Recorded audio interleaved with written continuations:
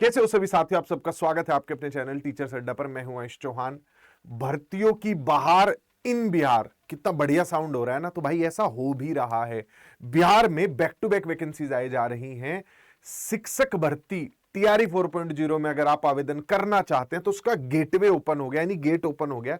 बस अब आपको उससे निकल के जाना है। और एक बात और बता दूं, ये अंतिम गेट है, जो इससे निकलेगा लगभग भर्ती मान लेना कुछ विषयों में। तो क्योंकि हमने ट्रेंड देखा है टीआरई 1.0, 2.0, 3.0 में कि जो स्टेट पास कर लेता है लगभग 90% जॉब मिल जाती है। कई विषयों में पद खाली जाते हैं क्योंकि उतने आवेदक ही नहीं होते हैं जितनी सीट होती है।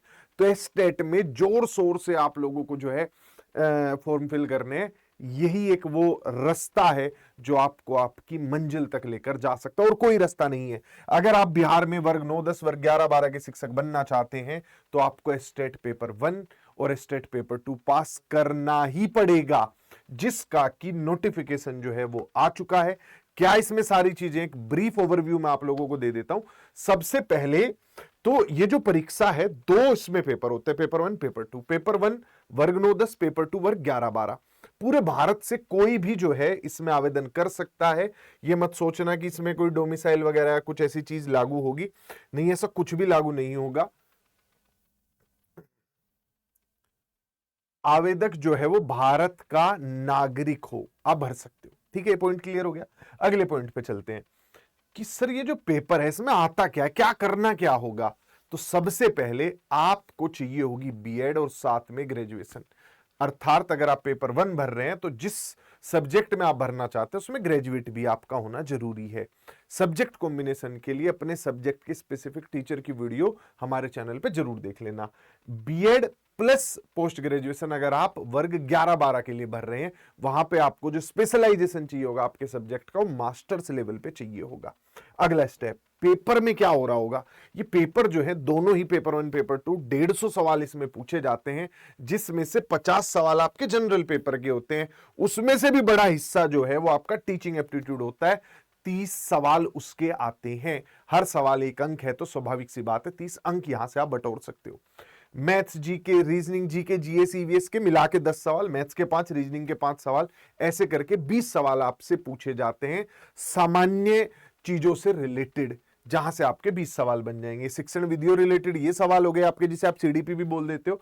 और 20 सवाल आपके जो है वो जनरल पेपर का कोर जो हो गया, मैथ, रीजनिंग, जीके, जीएस, वो सारी चीजें हो गई। 50 सवाल यहां और 100 सवाल आपका मेन सब्जेक्ट जो आप भर रहे हैं। अर्थात उदाहरण के तौर पे अगर आप भर रहे हैं, मैथ्स भर रहे हैं, तो आपको 100 सवाल मैथ्स के मिलेंगे। आपने बायो डाला है तो आपको बायो के मिलेंगे 100 सवाल। आपने हिस्ट्री डाला है तो हिस्ट्री, इंग्लिश डाला है तो इंग्लिश, हिंदी डाला है तो हिंदी, जो भी आपने विषय चुना है उसके 100 सवाल आपको यहां पर देखने को मिलेंगे। दोनों तरफ दो आपने पंख वाले उड़ते हुए बादल देखे होंगे। ये बादल कह रहा कोई नेगेटिव मार्किंग नहीं होगी, और ये कह रहा 150 सवाल है तो 150 ही नंबर भी होंगे। ये हो रहा है पेपर में। पेपर ऑनलाइन होता है, ये चीज को भी आप लोग ध्यान रखेंगे, कोई बच्चा इस कंफ्यूजन में ना रहे। ये पेन पेपर मोड में नहीं होता है, ये होता है कीबोर्ड और माउस की मदद से। अगला स्टेप, सर पेपर दे दिया, 150 सवाल आगे, करना क्या है। भाई करना आपको ये है, जनरल को और अदर स्टेट के जितने भी लोग हैं, चाहे महिलाएं ही क्यों ना हो, उन्हें लाने होंगे 75 अंक। और सब लोगों को मेरे हिसाब से जो टारगेट करना चाहिए वो 80-90 नंबर टारगेट करना चाहिए। कैटेगरी वाइज अगर टारगेट करोगे फिर कहीं ना कहीं कमजोर पड़ जाओगे शुरुआत से ही। ये है जो आपको नंबर चाहिए होते हैं। महिलाएं अगर बिहार की हैं, किसी भी वर्ग की हो, आपको सिर्फ 60 अंक लाने हैं 150 में से। एस्टेट का पिछले 2 बार का जो पासिंग परसेंटेज है वो 70 से ज्यादा है। अर्थात 100 बच्चे फार्म भरते हैं तो उसमें से 70 पास कर जाते हैं। ठीक, अब देखो सीरियस कैंडिडेट इतने ही होते हैं और उतने ही पास भी कर जाते हैं। पेपर 1, पेपर 2 में किन किन सब्जेक्ट्स में आप एस्टेट दे सकते हो और ये रास्ता कैसे टीआरई 4.0 तक जा रहा है, उसे थोड़ा सा समझ लेते हैं। पेपर 1 में जो जो सब्जेक्ट्स हैं वो मैं एक बार आपको बता देता हूं। इन सब्जेक्ट्स में हिंदी, उर्दू, बांग्ला, मैथिली, संस्कृत, अरबी, फारसी, भोजपुरी, अंग्रेजी, गणित, विज्ञान, सामाजिक विज्ञान, शारीरिक शिक्षा, और चल भाई नीचे चल, ये नोटिफिकेशन आप लोगों को मिल जाएगा नीचे, गूगल फॉर्म भर देना और उसे भर दोगे तो कोई डाउट वाउट भी होगा तो वो भी क्लियर कर देंगे। संगीत विषय हो गया आपका, ललित कला विषय हो गया, नृत्य विषय हो गया आपका, और जो स्पेशल वाले एजुकेटर्स हैं वो भी इसे भरेंगे।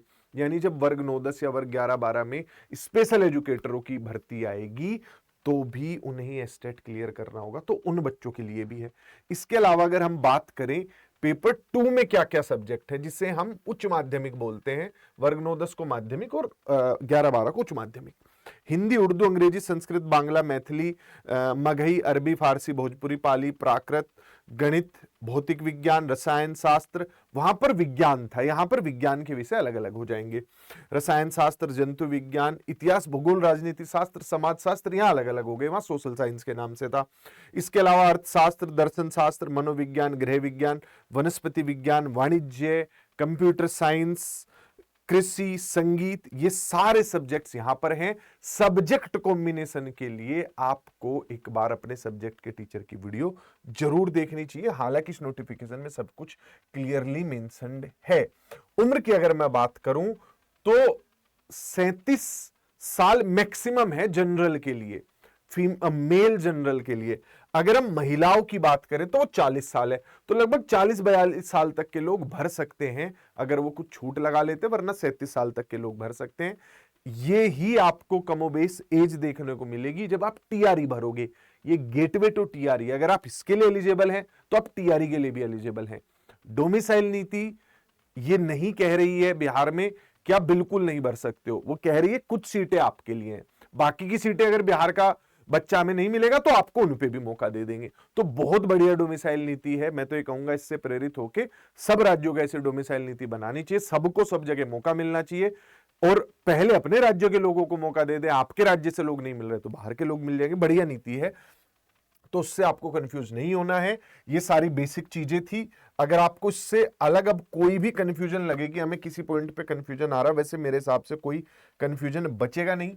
हाँ, फॉर्म की फीस थोड़ी सी ज्यादा है, लगभग आप मान के चलो कि 1000-1200 रुपए आपके लग जाएंगे। अगर आप दोनों पेपर दे रहे हो, एक पेपर दे रहे हो तो 1000, दोनों पेपर दे रहे हो तो लगभग 1200 रुपए आपके लग जाएंगे, जो कि काफी ज्यादा है। इस पे खैर कर भी क्या सकते हैं आप, और मैं तो कुछ नहीं कर सकते। ये सारी जानकारी है।